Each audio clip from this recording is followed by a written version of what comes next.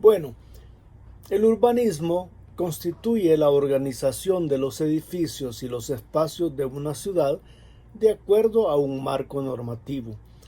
En esta investigación se identifica y se describe aquellos elementos como la estética, la economía, la política, la higiene, el ensanche de la ciudad y sus servicios públicos como luz, agua, drenajes, carreteras.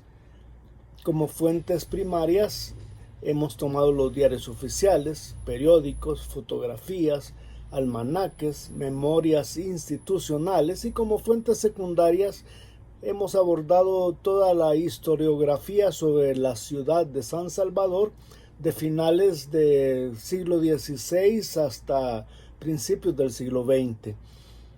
Y algo importante que hay que decirlo, una forma bastante clara de entender cómo era la ciudad es a través de los cronistas norteamericanos, ingleses, hasta franceses, que vinieron por aquellos tiempos a visitar nuestro país y a dar el reporte a sus respectivas ciudades.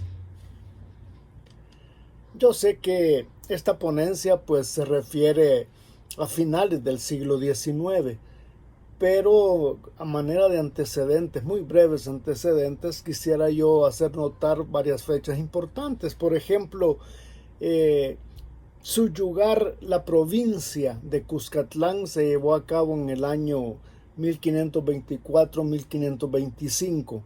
El 6 de agosto de 1526 se fundó la villa de San Salvador, y el 27 de septiembre de 1545 le concedió honores y título de ciudad el rey Carlos V. Para hacerse una mejor idea del aspecto de la ciudad a finales del siglo XVI, podemos ver el siguiente plano encontrado en el Archivo General de la Nación.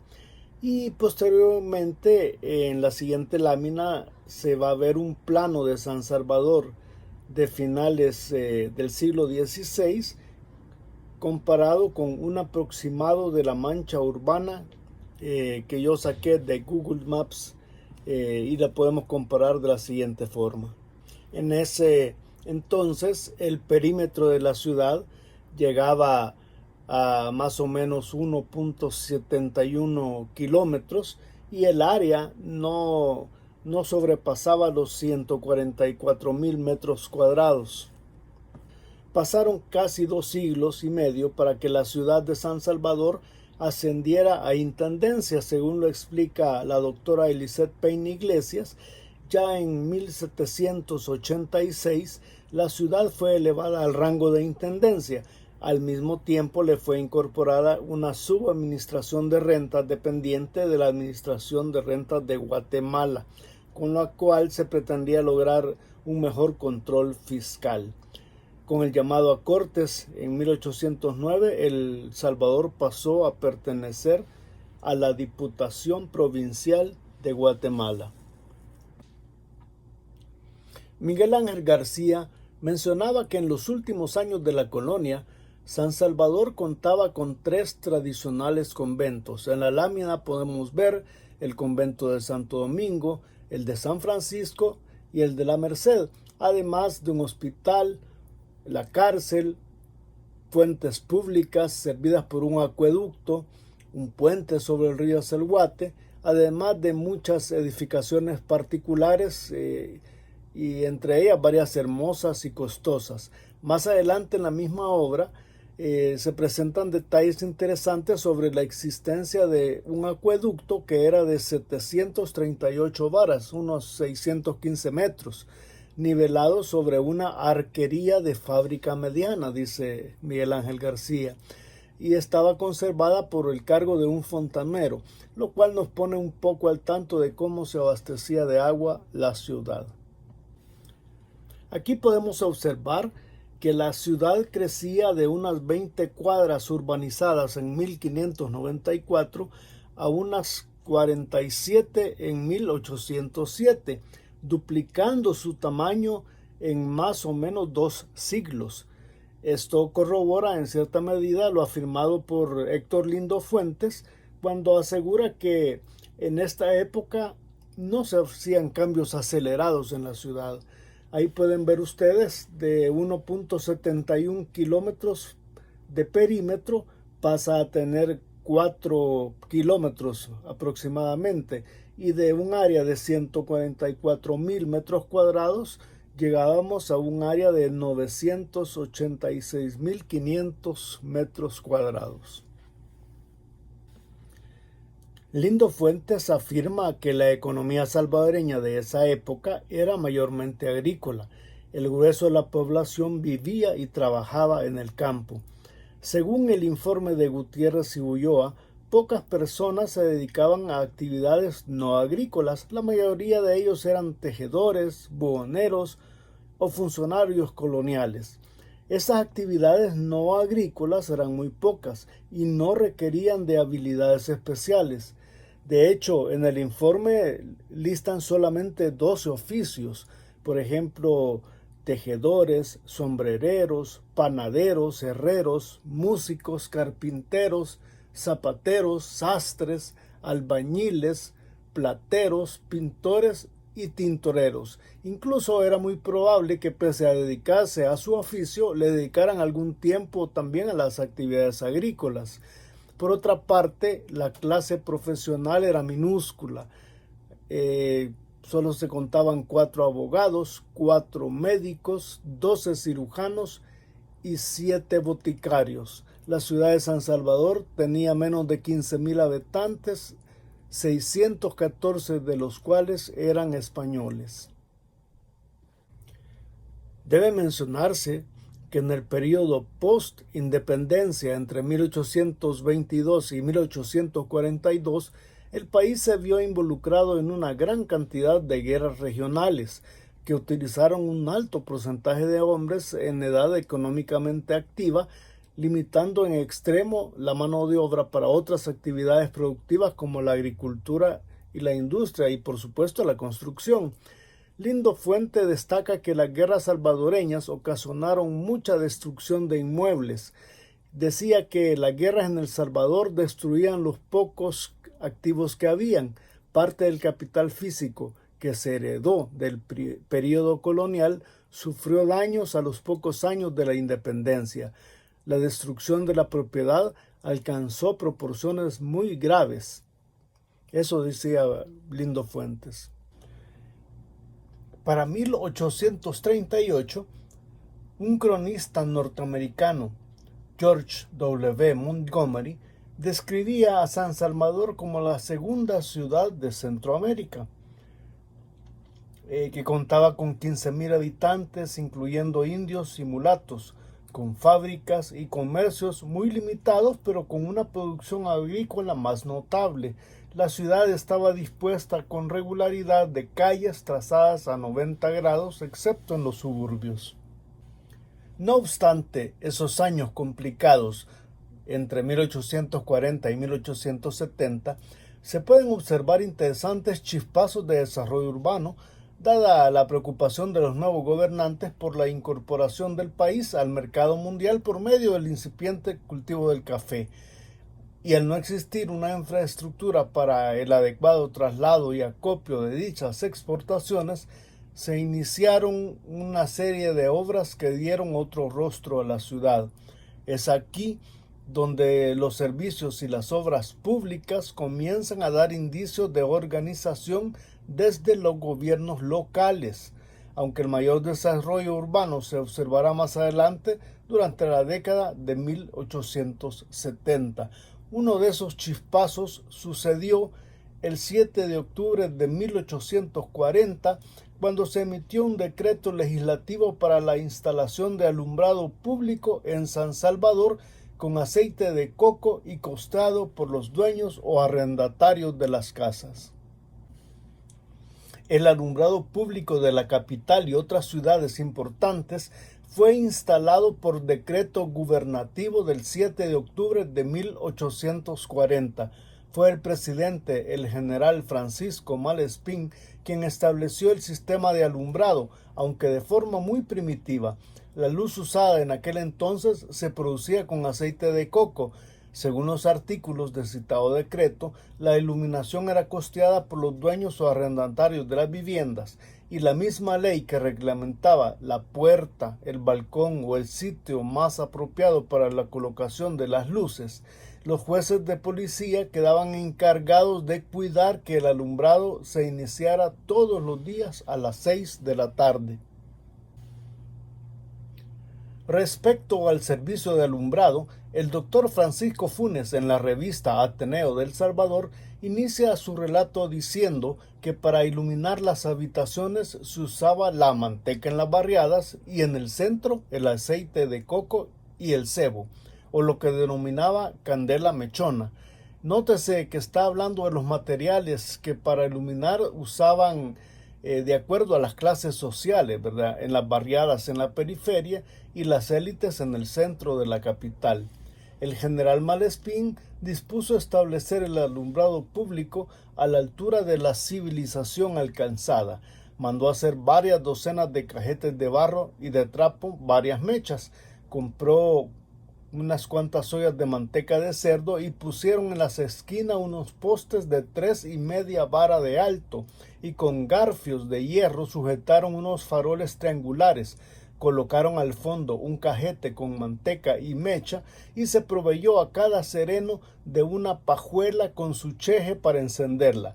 El presidente Malespín encendió personalmente el primer candil de la calle, precisamente en la esquina que forma la antigua Casa Bustamante, hoy el Almacén París Volcán, o para ese entonces el Almacén París Volcán.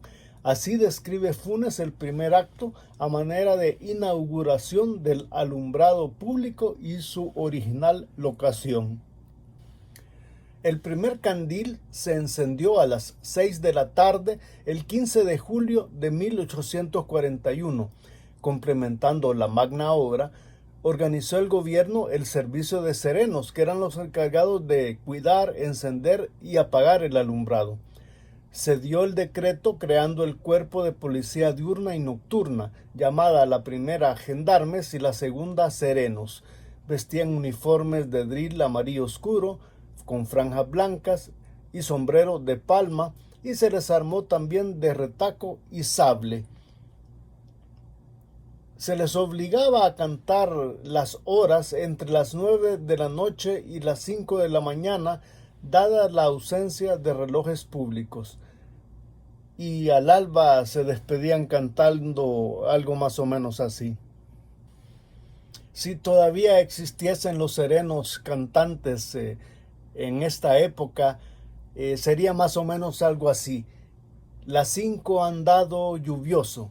Alabemos al Santísimo Sacramento del altar y a María concebida sin pecado original.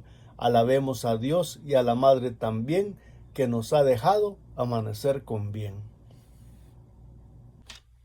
Es lógico pensar que la situación política, económica y social de los años postindependentistas era por demás decadente.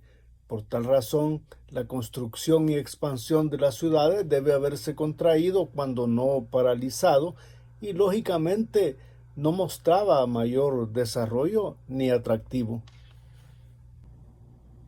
Para muestra, un botón. De acuerdo a otros cronistas y viajeros que visitaban Centroamérica hacia 1842, San Salvador no era para nada llamativo. Según el inglés John Bailey, la ciudad, que se estima tiene 20,000 habitantes, en sus modernas condiciones tolerablemente bien construida y con el número usual de edificios públicos y muchas buenas residencias, pero no se distinguía por algún rasgo notable ni por un gusto refinado o una particular elegancia. Decía que una minuciosa descripción de la ciudad podía ser más tediosa que interesante. Tal vez también dice que señalaba que los efectos nocivos de las guerras y contrastaba esta situación con los otros países de la región. Decía que Salvador tiene por sí mismo suficientes medios para volverse floreciente y próspero en sus condiciones. Sin embargo, en el momento actual el reverso. ya que pocos lugares de Centroamérica han sufrido más los efectos de las discordias civiles. Otro viajero que describía la ciudad de San Salvador entre 1852 y 1855 era E. G. Squire, quien llamaba a la ciudad una metrópolis selvática. Cuando se refería a las casas de la capital, decía que poseían un patio central sembrado con flores y árboles. Algunas incluso tenían fuentes con agua. Las construcciones se hacían con paredes gruesas como protección contra los terremotos. Squire mencionaba, sin mayor detalle, la existencia de 2 acueductos, uno de ellos de 5 millas de longitud que proveía de agua a la ciudad. Un acueducto de tal envergadura, para mediados del siglo XIX, debería de aparecer en algún plano, y en esta investigación pues no hemos encontrado evidencia del mismo. Esta investigación ha detectado un actor importante en cuanto a las obras públicas de San Salvador, el cuerpo de policía. Héctor Lindo sostiene que ya en 1825 las autoridades federales habían decretado un reglamento, pero que en 1843 el gobierno se vio en la obligación de promulgar una ley para que las autoridades al interior de la República no se olvidaran de sus obligaciones. En ambas leyes, en 1825 y en 1843, el cuerpo de policía era responsabilidad de las autoridades a nivel municipal. En 1848, esta responsabilidad fue trasladada al gobierno central, cuando la Asamblea Legislativa emitió un decreto autorizando al gobierno para crear una policía más rigurosa. En la Gaceta de marzo de 1854 puede leerse que en la ley de septiembre del 32 se establecía con claridad los oficios y las obligaciones de las municipalidades y de los gobernadores en todo lo que toca pues a ornato, comodidad, salubridad y seguridad de las poblaciones. Y aunque Lindo Fuentes no hace mención de esta, queda claro que esos temas antes de 1848 eran competencia de los alcaldes y los gobernadores a través del uso del cuerpo policial. En diferentes números de la Gaceta del Salvador se hablaba de bandos, como el de 1847 en junio, en el cual se hacía saber al vecindario que tenía que blanquear, deshiervar, limpiar y empedrar el exterior de sus casas en el lapso de un mes, y que de no cumplir sería acreedor de una multa entre 4 y 10 pesos. Otro bando del 16 de marzo de 1849, José Escolástico Andrino, quien era alcalde por depósito, en un apartado titulado Policía, da una serie de indicaciones que pueden entenderse como técnicas para el empleado de calles, los niveles y sus respectivas pendientes. También se daba una especie de planificación de la obra. Se nombraba a la junta encargada de supervisar estos trabajos, la misma que se encargaba de los trabajos del barranco del Sorita o Surita, que se entiende que daba problemas desde esa época. Dado estas dos temáticas, se puede inferir que tanto el alumbrado a base de aceite, el mantenimiento de las calles y las aceras, así como la limpieza y el ornato recaía en manos de los ciudadanos propietarios de las viviendas, pero que había la posibilidad de ser costeado con los fondos de la corporación. Nótese que las decisiones sobre aspectos de urbanismo era cuestión de los gobiernos locales. El Estado quedaba fuera de ello. La capital estaba queriendo organizarse. Los servicios públicos comenzaban a aparecer en una ciudad que todavía padecía de calamidades ocasionadas por animales sin control de sus propietarios durante las noches. Estos problemas se ventilaban en la Gaceta del Salvador, que en septiembre de 1849 publicaban una nota en que un ciudadano exponía por medio de una carta el problema ocasionado por unos 200 marranos y 100 cabros que durante la noche desempedraban haciendo lodo en las calles y se comían las puertas de las casas respectivamente. Esa era la cotidianidad de San Salvador a mediados del siglo XIX. No obstante, 1849 fue un año importante porque marca el inicio del ordenamiento urbano de la capital. Fíjese bien, con el surgimiento de la primera nomenclatura de la ciudad. Luciano Najarro presentaba el proyecto con el fin de mejorar el ornato, para lo cual consideraba necesario distinguir unas calles de otras y numerar las casas. En ese sentido se presentaron 7 calles de oriente a poniente y 8 calles de norte a sur. Dicho proyecto se presentaba para su revisión el 8 de marzo y se aprobaba el 15 del mismo mes en 1849. Y nótese que solo se hablaba de calles, no de avenidas.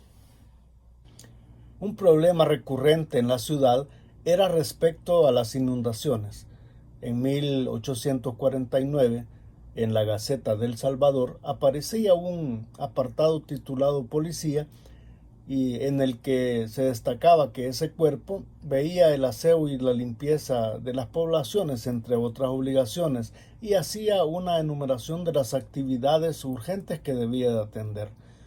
Una de ellas era la composición del barranco al oriente de la ciudad. Era el barranco que le llamaban del Sorita o Surita, causado por los abundantes corrientes que formaban las lluvias. Se aseguraba que en tiempos del general Morazán se había hecho una intervención muy adecuada, ya que en el barranco actual se había construido un parque. Puede afirmarse que, concluyendo la primera mitad del siglo XIX, la situación de los gobiernos y la sociedad sansalvadoreña no estaban para pensar en la expansión de las ciudades. La primera mitad del siglo XIX significaba para el país un periodo de acomodamiento y de constantes cambios, en el que la sociedad buscaba un rumbo a tomar. Sucesos como la independencia, la anexión al imperio de Iturbide, la federación, 3 constituciones en 1821, en 1824, en 1841, varios levantamientos indígenas, entre estos de Anastasio Aquino en 1832 y de Petronilo Castro en 1846, el auge del añil, el inicio del cultivo del café, la confirmación del Estado Nacional y varios presidentes entre 1841 y 1850.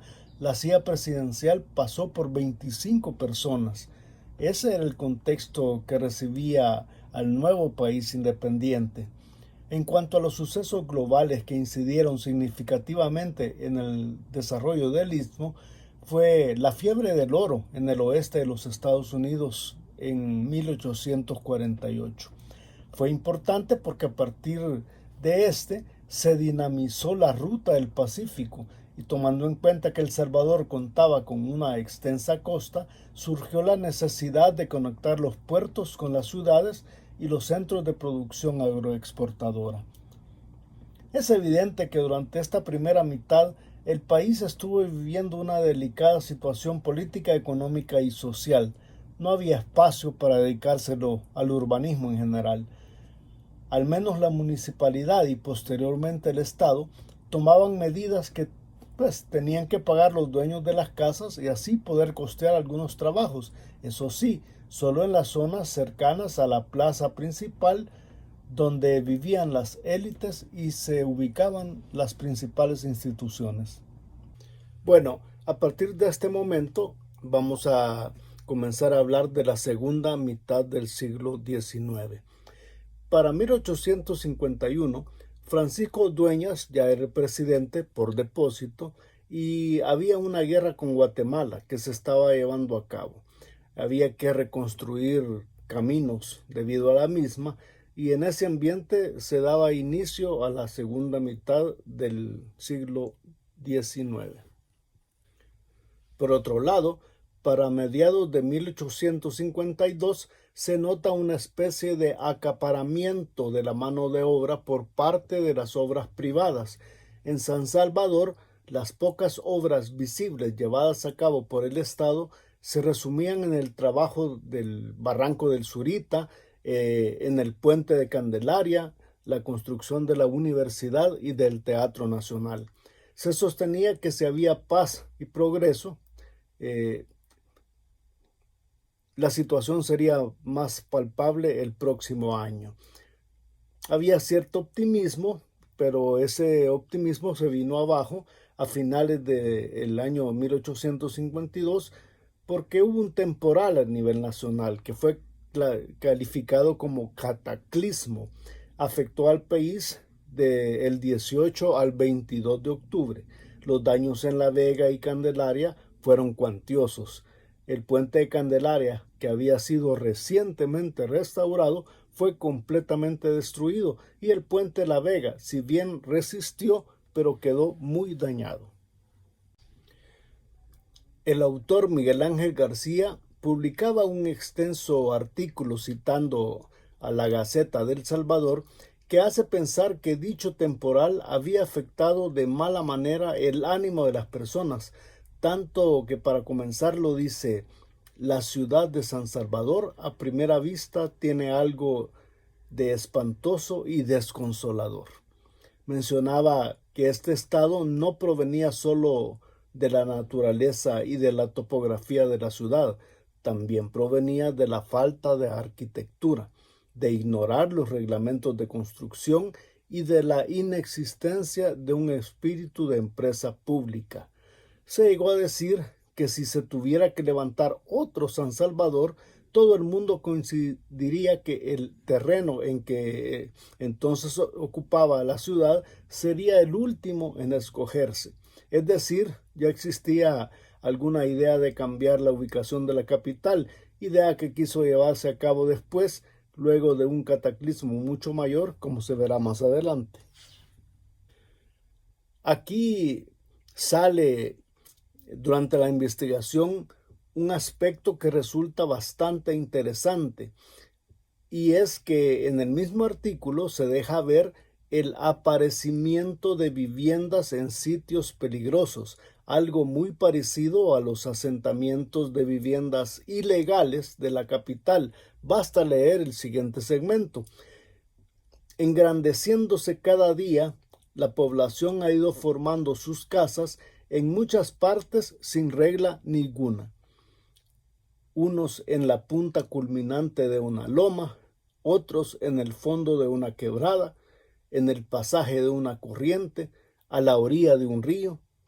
Nos parece preciso levantar un plan exacto de la ciudad y exigir para las diversas construcciones venideras las condiciones de orden, regularidad y solidez según las leyes de la arquitectura. Aunque el articulista hace el enfoque desde la falta de reglamentos de arquitectura, puede inferirse que los asentamientos de viviendas ilegales a orilla de los ríos que surcaban la capital eran un hecho, y que dadas las condiciones topográficas, los tipos de suelo y los temporales de invierno, no hacían más que augurar futuras desgracias a estas casas que sin ningún tipo de control se instalaban en terrenos peligrosos. La población de San Salvador estaba creciendo y evidentemente las autoridades de la capital no estaban preparadas para dotar de vivienda a los incipientes inquilinos. El 6 de abril de 1853, en manos de Francisco Dueñas, se dictaron las primeras leyes pertinentes al urbanismo de la capital. Se consideraba que no existía ley en el estado que fijara el ancho que debían tener las calles en las ciudades nuevas y las existentes, que no había nada que regulara la obstrucción de las vías, ni el ornato, aseo y limpieza de las calles y las paredes de las casas. Aunque, como ya se mencionó antes, esas cuestiones eran responsabilidades de las municipalidades y de los gobernadores, pero con una acción como esta el Estado estaba echando mano directamente, ¿no?, sobre el problema. En ese sentido, se decretaban 5 artículos que, resumidos, normaban el ancho de las calles en 15 varas, el de las cuadras en 100 varas, prohibía ocupar aceras y calles con cualquier cosa que entorpeciera el libre y seguro tráfico. También se prohibía ensuciar paredes, cabalgar sobre los enlosados, arrojar agua por las puertas y las ventanas, poner basura y darle fuego, o arrojar animales muertos. Finalmente, se fijaba la multa para aquellos que incumplieran los artículos.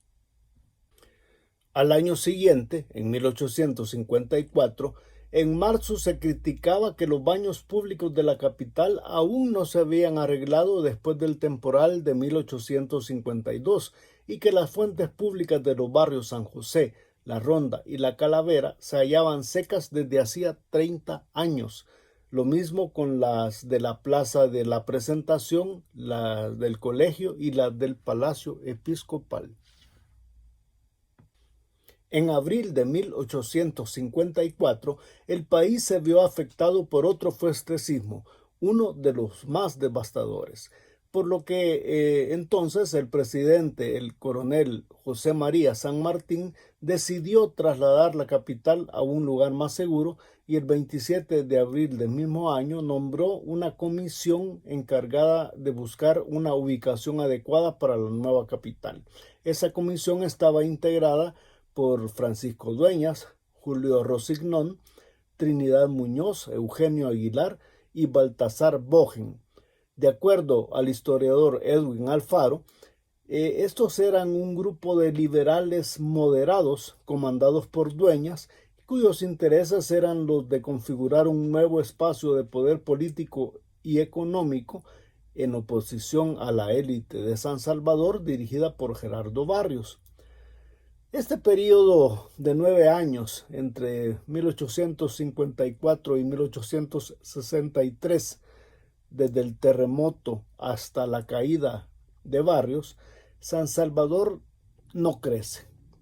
Todo se mantiene casi estático, gracias a los constantes enfrentamientos entre los conservadores y los liberales, también a los enfrentamientos de Barrios contra la iglesia, el poder eclesiástico, y también gracias al periodo de reconstrucción de la vieja San Salvador, que a pesar de que estaba por los suelos, nunca se dejó de reconstruir, pero no crecía, ¿no?, obviamente. Entonces, en esta situación, también la investigación ha encontrado aspectos muy interesantes. Uno de ellos se refiere a la construcción de casas por parte del Estado para personas del común. En la Nueva San Salvador, en febrero de 1855, aparece en la Gaceta de El Salvador que el gobierno ha mandado a construir 2 casas de teja de 10 varas cada una para agraciar a personas pobres. También ha mandado construir una casa de 20 varas para el obispo.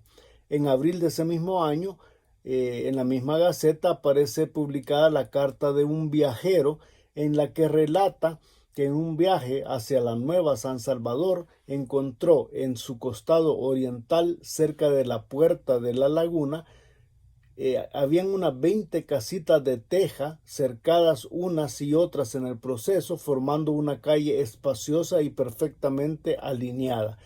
Eran casas que el Supremo Gobierno había mandado a construir para gente pobre, que desde ya estaban formando parte de un barrio.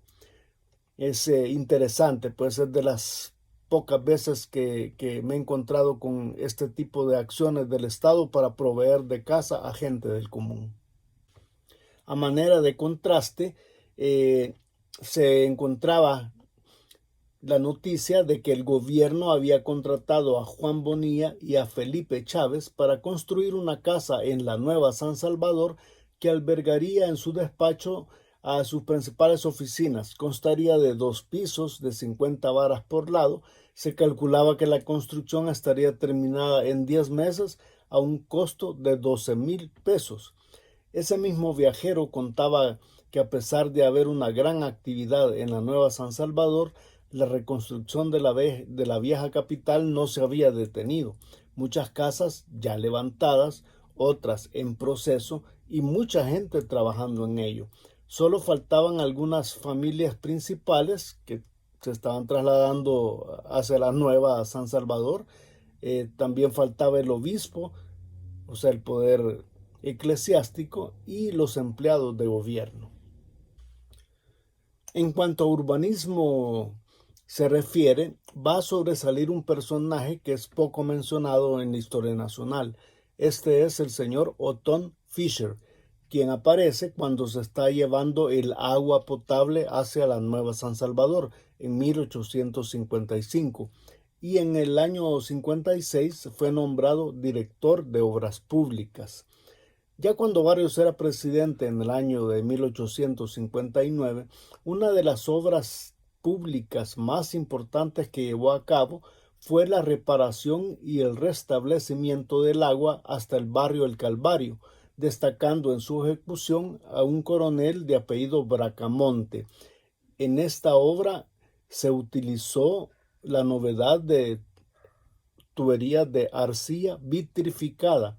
En el ámbito político aparece nuevamente la rivalidad Dueñas-Barrios cuando se derogaba el decreto 5 de febrero de 1955 que restituía a la vieja San Salvador nuevamente como la capital. Además, El Salvador era declarado república soberana e independiente. Dado lo anterior, le ordenaba a Barrios a los gobernadores y alcaldes que calles, edificios públicos y plazas deberán de ser superiores a los de otras ciudades de la nación. Se vuelve a definir que los responsables del mantenimiento y hechura del empedrado de las calles, las dimensiones de las aceras se definía en 1,5 varas y que eran responsabilidad de los dueños de las casas. Se mandaba a utilizar en el centro de las calles unas piedras canteadas conocidas como cola de zorro, similares a las usadas en la ciudad de San Miguel. Sin embargo, la economía del país daba pequeñas señales de mejoría.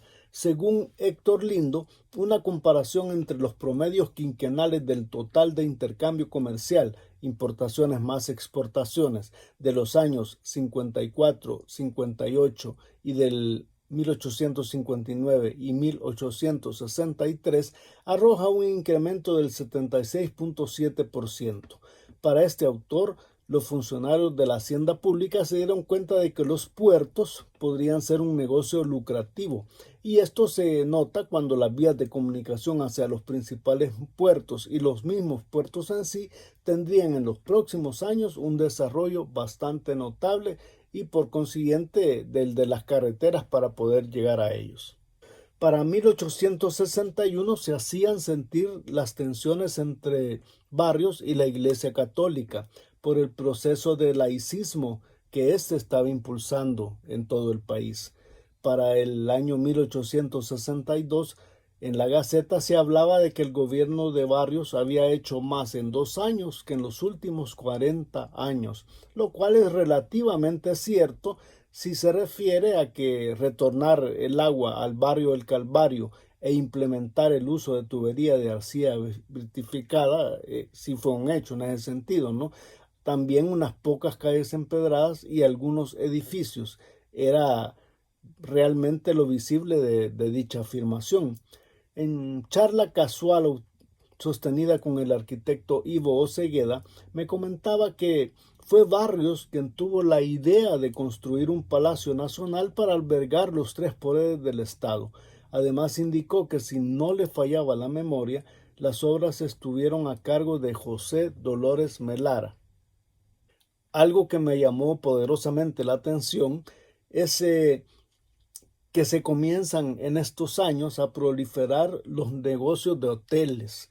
Ahí podemos ver el Hotel Nacional, el Club y Hotel Salvadoreño de THH Cauty, el Hotel Francia de Monsieur Fouquet, el Hotel y Cervecería de Crates and Cousin.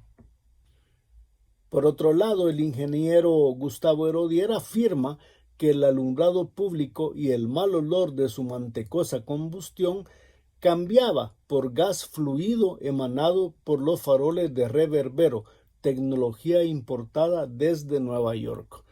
Esta investigación no ha encontrado nada que hable al respecto, pero sí se puede asegurar que Fellows y Hoffman y compañía ya anunciaban la venta del aceite querosén para el alumbrado. 1863 fue un año durante el cual la efímera Nueva San Salvador, pese a perder el estatus de capital, ganara importancia al estar su construcción considerablemente avanzada. Tal es así que ese año se origina el servicio de diligencias entre San Salvador y la Nueva San Salvador.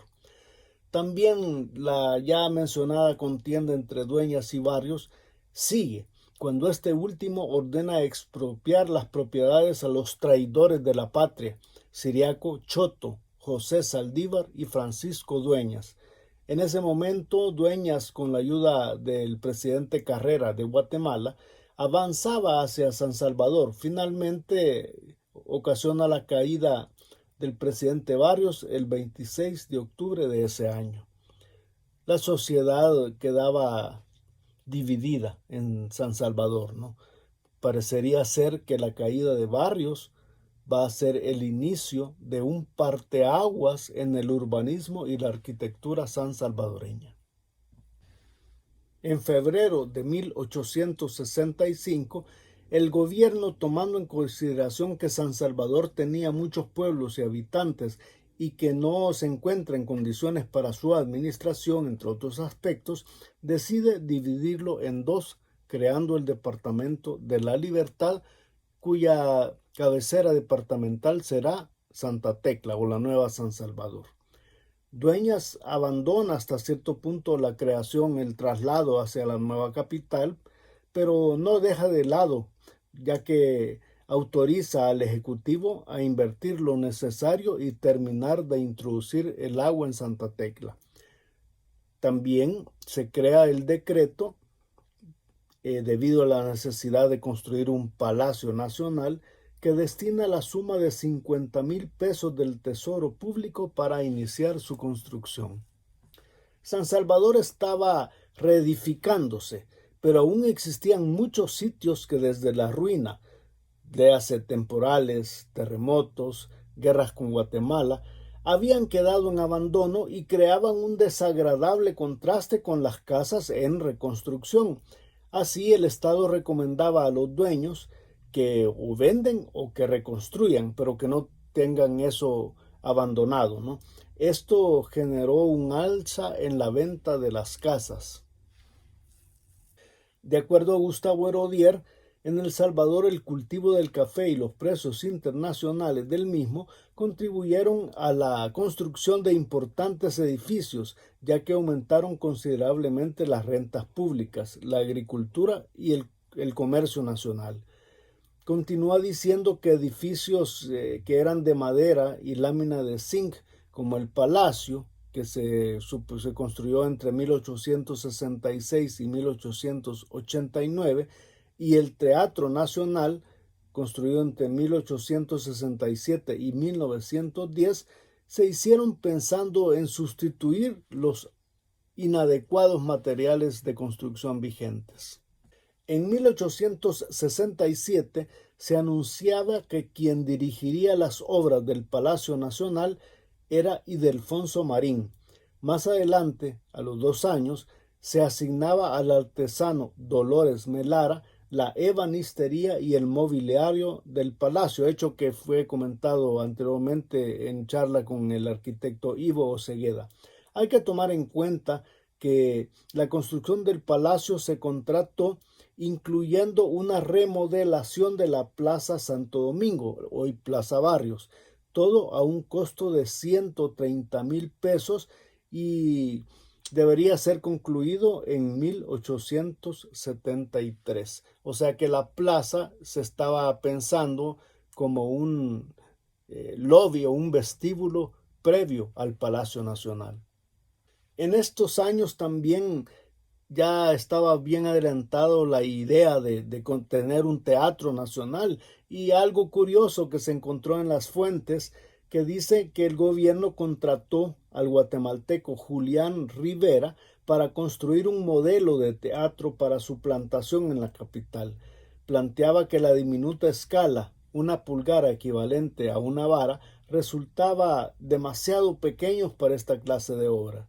El gobierno pedía que dicho modelo fuera de cartón y madera, a escala una pulgada equivalente a una vara, y de 130 o 180 pies de fondo por 81 pies de frente. Esto más o menos hace 55 metros de fondo por 26 metros de frente.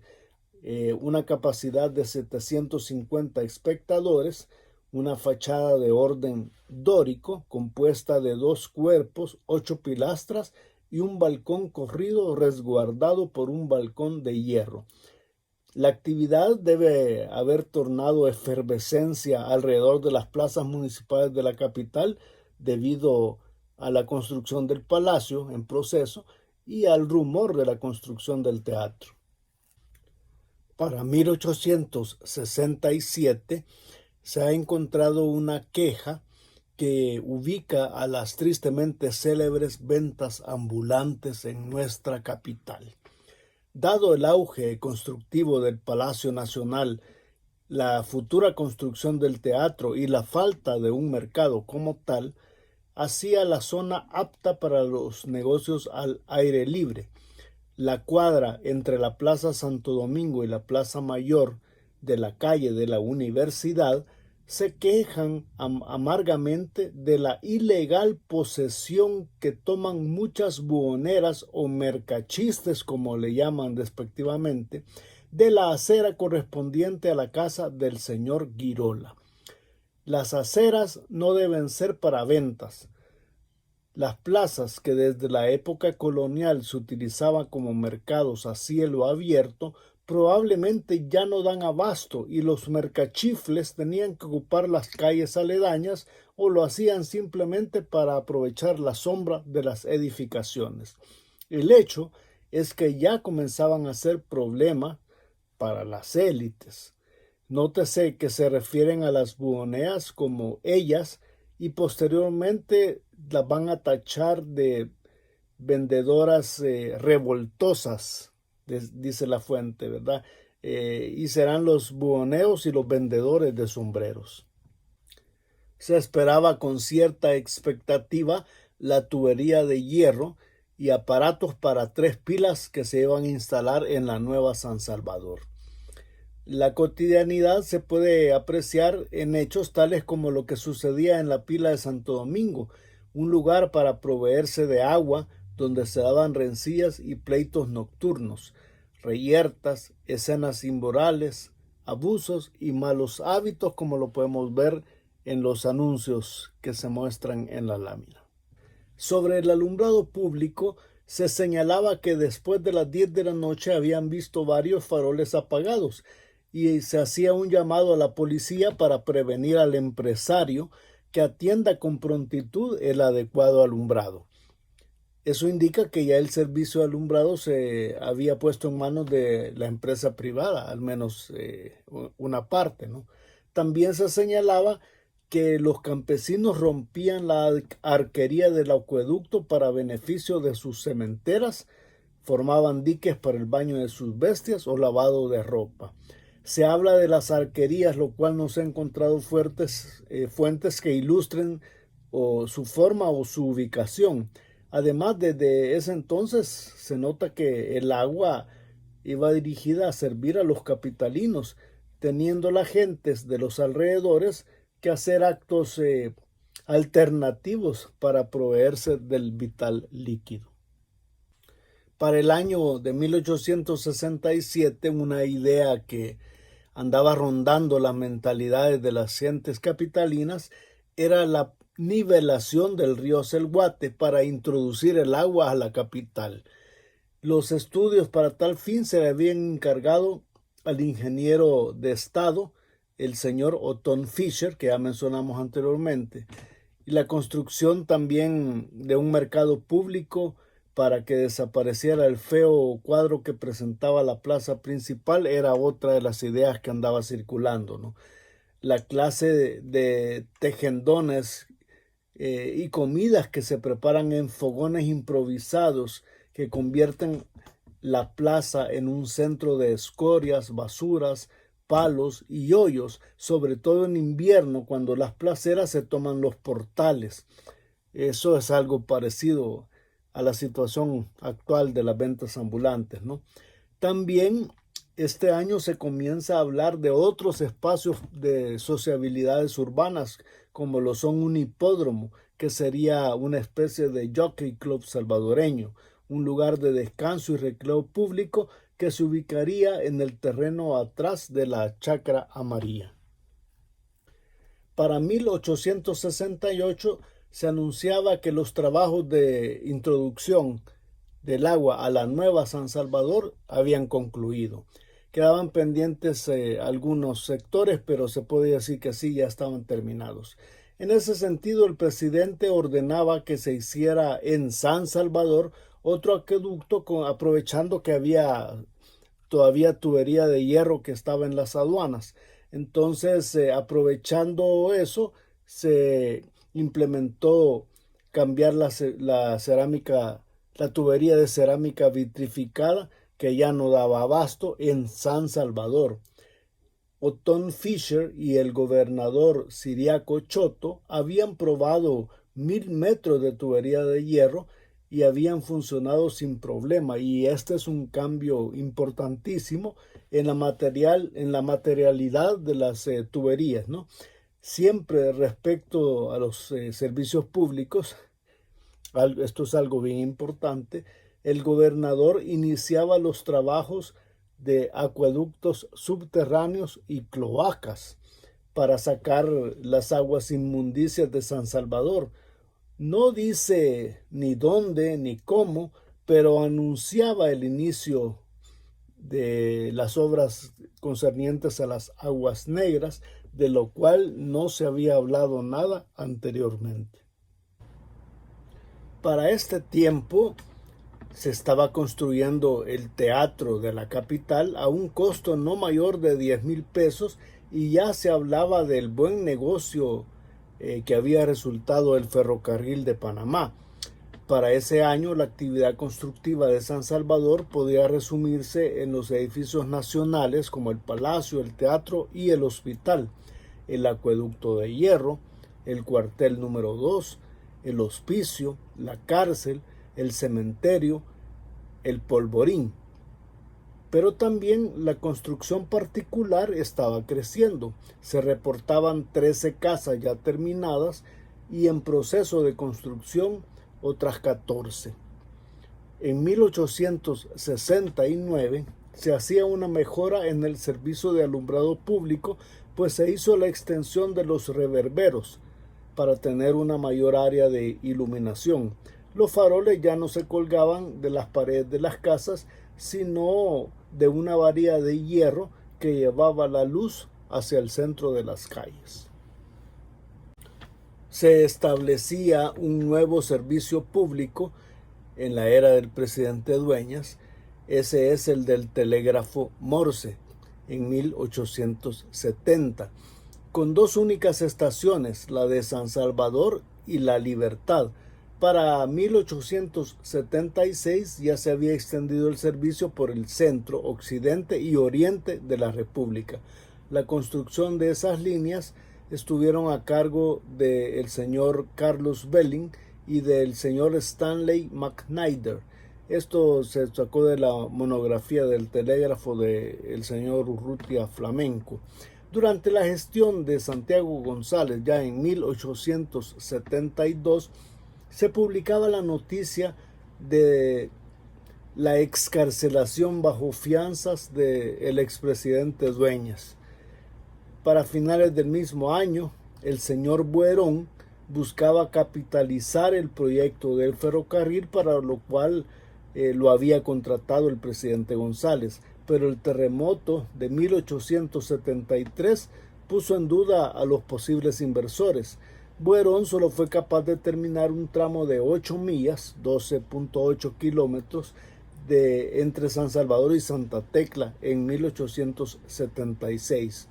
Durante la presidencia del doctor Rafael Saldívar, esto fue un proyecto modesto desde el punto de vista técnico, sin puentes ni túneles, y los vagones eran alados por caballos. Las últimas millas fueron financiadas por comerciantes locales, por ejemplo Miguel Lagos. Al menos durante este periodo comprendido entre 1863 y 1890, la presidencia solo pasó por 6 personas, y entre 1864 y 1886 solo se redactaron 6 constituciones. Esto denota que hay cierta estabilidad política respecto al periodo anterior.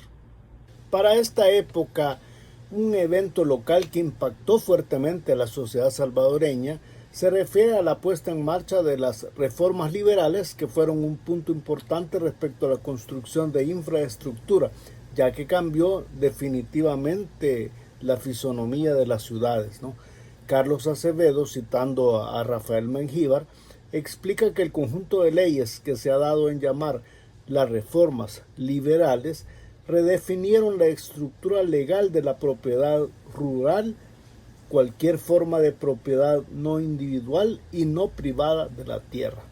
En particular, los decretos de 1881-82 abolieron los ejidos para el propósito de promover la modernización de la economía a través de la propiedad privada de la tierra e incentivos para el cultivo del café.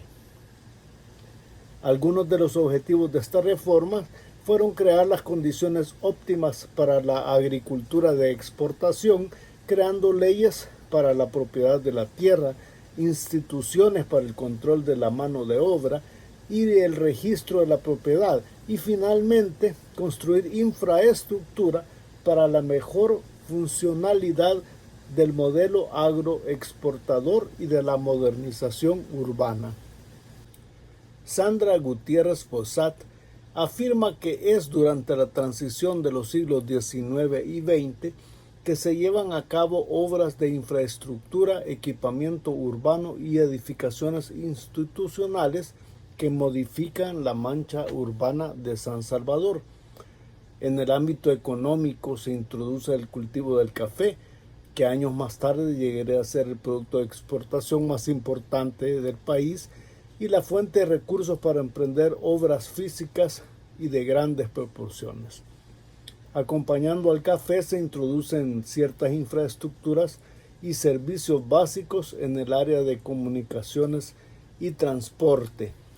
Es notable el interés de los nuevos gobernantes en dar una imagen de modernidad a la nueva república, y también es destacable cómo el fortalecimiento económico promovido por el avance de la agrocultura, la consolidación del Estado y la existencia de un mínimo de estabilidad política constitucionalmente reglamentada provocaron un rápido desarrollo en infraestructura, sobre todo carreteras, puertos, comunicaciones y ferrocarril, diseñados para favorecer el funcionamiento en torno a la actividad exportadora del café.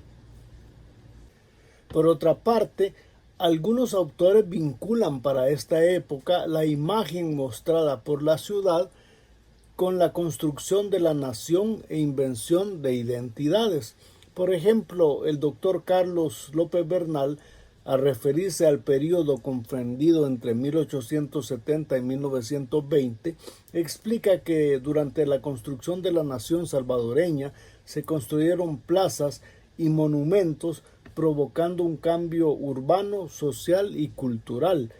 Fue también en esos años que en El Salvador se construyen importantes edificios públicos y plazas que aún hoy son parte fundamental del paisaje urbano.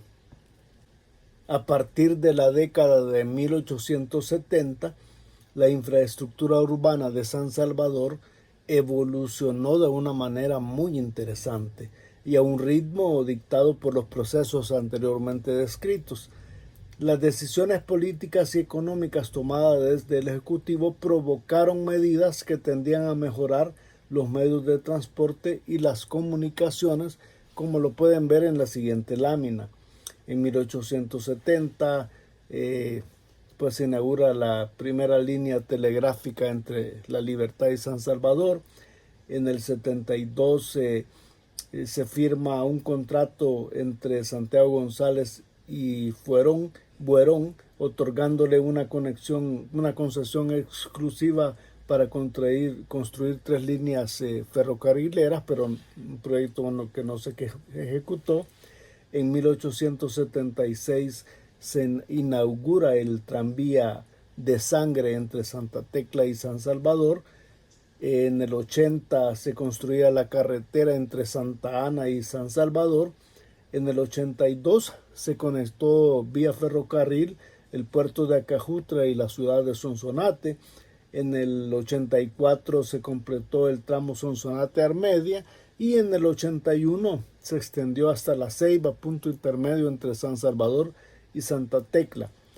En 1882 se inauguró la primera estatua levantada en este país, que es la de Francisco Morazán, ¿verdad?, en la plaza de su mismo nombre.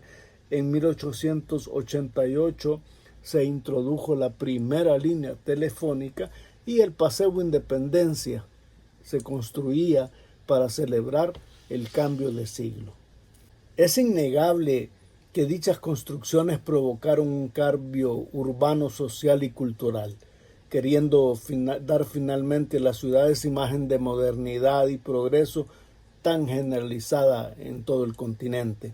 Puede afirmarse que es sobre todo hacia la segunda mitad del siglo XIX que San Salvador experimentó los cambios más significativos en cuanto a urbanismo e infraestructura. De ahí la importancia de señalar que para poder entender el comportamiento de la ciudad en el siglo XX, primero hay que entender el siglo XIX.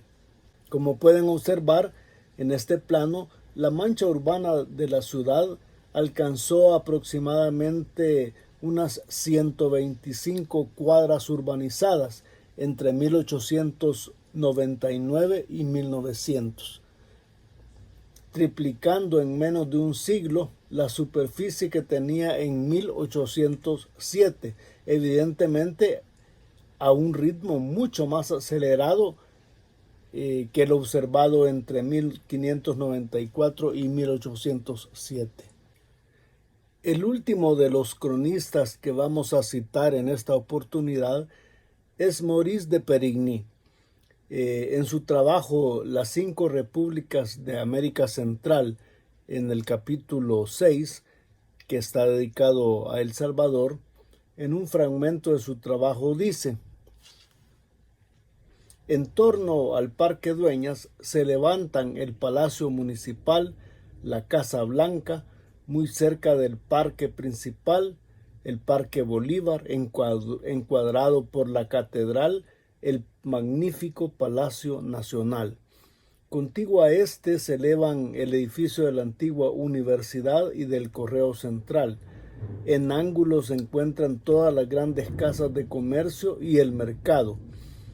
Este inmenso ocupa un bloque entero de casas, contiene pequeñas tiendas, todas acaparadas por los chinos y los turcos, estos últimos trabajadores y parcos, y en un número de 200 aproximadamente son originarios de Belén.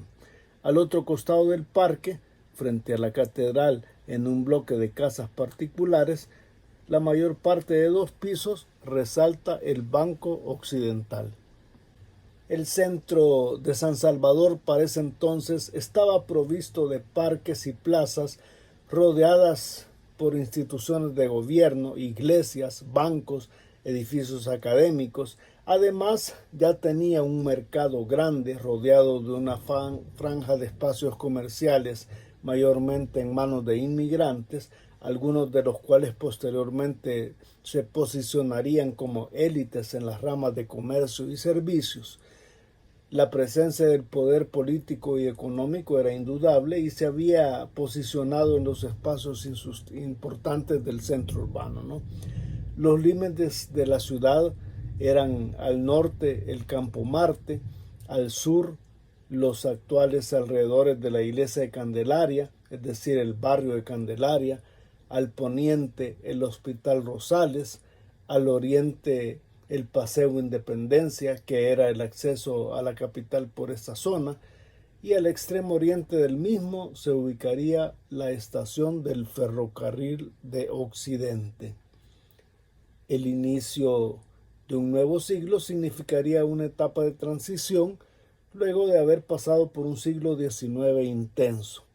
Dados todos los eventos políticos, sociales, naturales ya mencionados, tal transición fue dirigida por parte de la sociedad que ya conocía y practicaba los pensamientos ilustrados que habían iniciado la construcción de la nación, la invención de identidad y las ideas de progreso. Muchísimas gracias.